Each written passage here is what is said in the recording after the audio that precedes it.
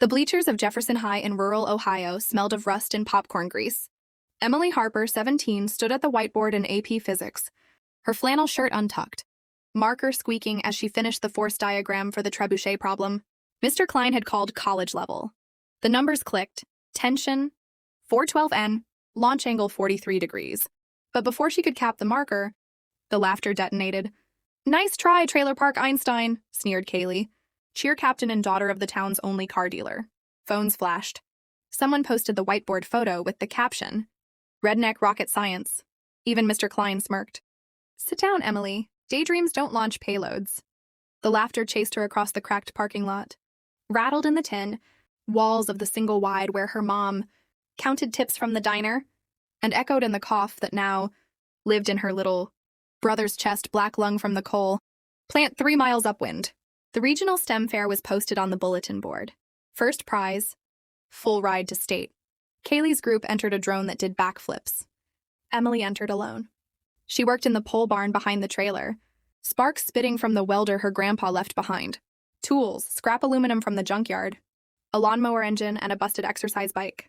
Nights, she studied under a trouble light while her brother slept propped on pillows, breathing like a broken accordion.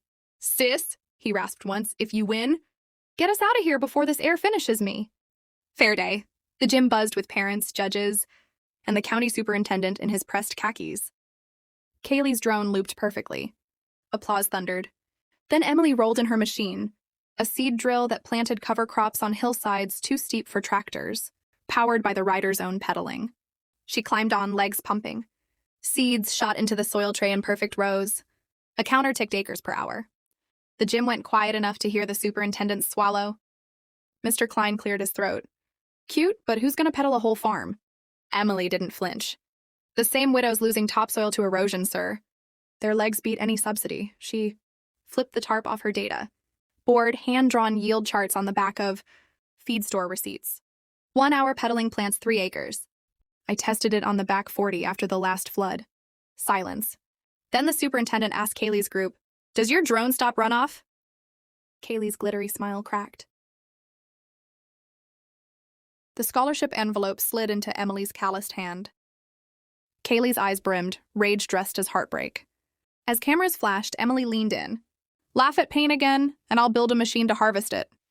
That night, the pickup home carried a lighter sound, her brother's cough easing.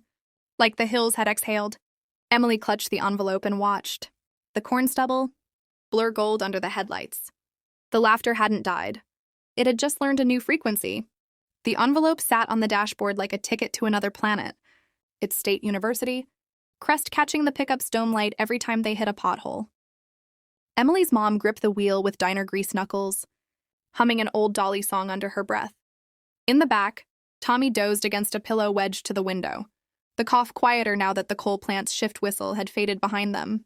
"Full ride," her mom said, voice cracking on the word full. Means books, dorm, everything. No more double shifts for me just to keep the lights on. Emily traced the envelope's edge. "Means I leave in August. 4 hours north. You'll be okay?" Her mom laughed, the sound rusty but real. "Honey, I've been okay since the day you were born screaming at the county hospital. We'll manage." They pulled into the gravel drive. The single wide's porch light flickered, bulb on its last legs, like everything else. Inside, the place smelled of Vicks and fried onions. Tommy stirred when Emily lifted him, his small hand fisting her flannel. "Did we win?" he mumbled. "We won," she whispered, settling him on the couch. "Now sleep. Tomorrow we start packing your lungs for clean air." Sleep didn't come easy for Emily. She lay on the pullout, staring at the water stain shaped like Ohio on the ceiling. State meant labs with actual oscilloscopes. Professors who didn't smirk at feed store receipts. It also meant leaving Tommy's nighttime fevers, her mom's swollen feet, the pole barn where the seed drill now leaned like a sleeping giant. August arrived with cicadas and a heat that turned the trailer into a tin oven. Emily's duffel held 3 flannels, 2 pairs of jeans, the welder's gloves, and the data board she couldn't bear to leave. The pickup coughed its way north, Tommy waving from the porch until he was a speck. State's campus smelled of cut grass and possibility. Her dorm room overlooked a quad where kids tossed frisbees like gravity was optional. First day of orientation, a girl in a MIT hoodie cornered her. You're the petal planter girl. TikTok's obsessed. Kaylee's meltdowns at 3 million views. Emily's stomach dropped. Great. The girl, Lila, grinned. Relax. You're famous for outsmarting rich kids with a bike and spite. That's punk as hell. Classes started. Physics 2 was a language she already spoke. The professor, Dr. Patel, raised an eyebrow when Emily solved the Lagrangian for a double pendulum on the first try. Harper, she said, you're not here to catch up. You're here to lap the field.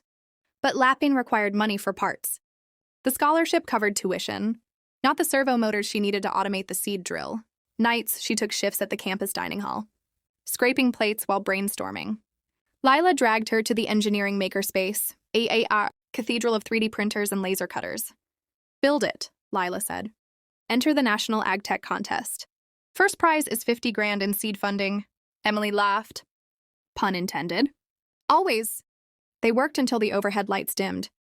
The new prototype used solar panels, scavenged from dorm roof repairs, and a Raspberry Pi Lila borrowed from the CS lab.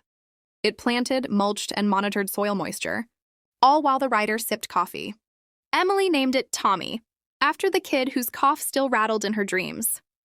Kaylee showed up at the regional qualifier, flanked by her dad's dealership interns. Her new project, a drone swarm that mapped fields with AI. Sleek, expensive, and Emily, noted, still couldn't plant a single seed without a human, reloading the hopper every 10 minutes. Judges circled. Kaylee's smile was all teeth. Heard you're pedaling again, Harper. Cute evolution. Emily adjusted Tommy's solar array. Heard your drones need a recharge station every field. Cute battery anxiety? The head judge, a woman from the USDA, watched both demos. Kaylee's swarm buzzed like angry bees. Tommy rolled silent, planting rye in a test bed of campus dirt. When the soil sensor pinged optimal moisture, the machine auto-mulched with recycled cafeteria compost. The judge's eyebrows climbed her forehead. Kaylee's dad cornered Emily after. State's a big pond, girl. My daughter's used to winning. Emily met his eyes, same cold blue as Kaylee's. Then she'll learn losing's a skill too. Results posted at dawn. Tommy took first. Kaylee's swarm got honorable mention and a polite suggestion to address payload limitations. $50,000 wired to the team account. Lila whooped so loud security peeked in. That night, Emily video called home. Tommy's face filled the screen, rounder, cheeks pink instead of gray. Sis, the doctor says my lungs are bored. No action. Behind him, their mom held up a new inhaler, generic, but paid for. Emily's throat closed. Tell the Hills I'm coming back with reinforcements. Spring semester, Tommy went open source. Farmers in Appalachia printed parts on library 3D printers. A co-op in West Virginia reported their first erosion-free harvest in a decade. Emily's inbox flooded. Thank yous, photos of green hills, kids on bikes planting beside grandparents. Kaylee's final jab came via X, a drone video of her upgraded swarm, captioned, "Innovation isn't charity." Emily didn't reply. She was too busy sketching Tommy II, a walker version for steep vineyards, legs inspired by the exercise bike that started it all. Graduation day 4 years later, the auditorium roared when Emily walked. Across the stage, Dr. Patel handed her the diploma and a job offer. Lead engineer at a new ag tech startup funded by her contest prize. In the front row, Tommy, taller now, cough a memory, held a sign, "My sister harvests hope." Kaylee sat 3 rows back, clutching her own diploma, eyes fixed on the floor. Emily caught her gaze and smiled, not sharp, just steady. The laughter had found its frequency again, but this time it sounded like seeds hitting soil, row after perfect row.